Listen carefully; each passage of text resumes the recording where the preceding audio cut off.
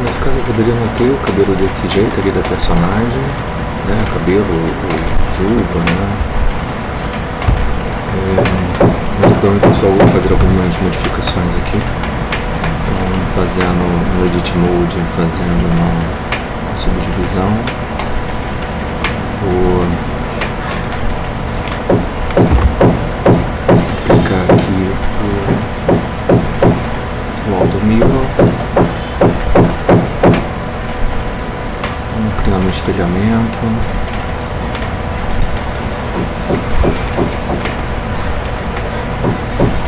Vou vir na outra visão aqui. Vou fazer uma subdivisão porque eu só vou alterar essa parte de cima, né? Para não invadir aqui o espaço da orelha. Ctrl R. Criando aqui uma subdivisão.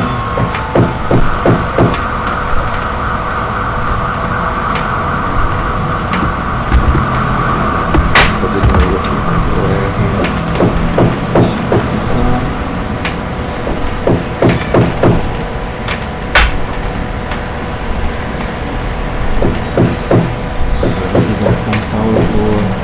Selecionar aqui para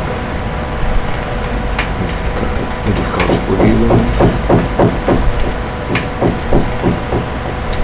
Eu vou mexer no eixo Y,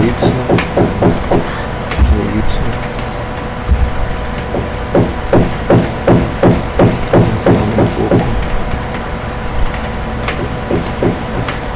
a estrutura.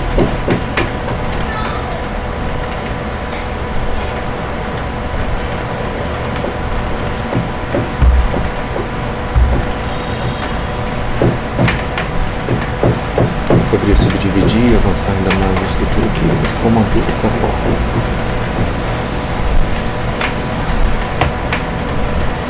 Posso também diminuir o número de polígonos.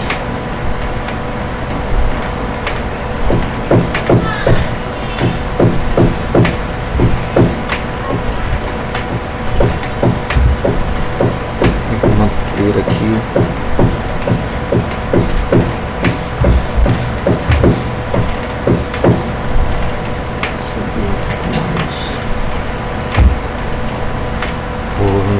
Ajustar aqui um pouco mais na estrutura dele, no eixozinho.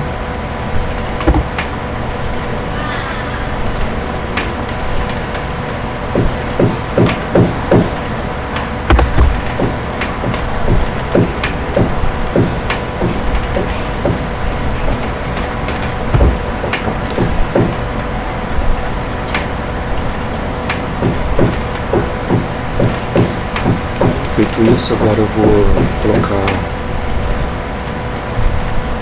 o palco e iluminação.